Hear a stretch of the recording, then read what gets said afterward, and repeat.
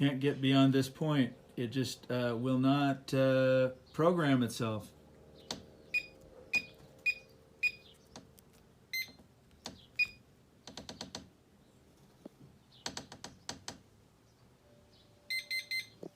At this point, the latch is supposed to come outside the door. The mechanism's supposed to work. The batteries are functioning. It beeps. Everything works. This is my second unit, and it does the same thing. Not sure what the problem is. Simple user error or another bad unit. This is my second one, so I don't think it's a programming error. But anyway, not for the faint of heart.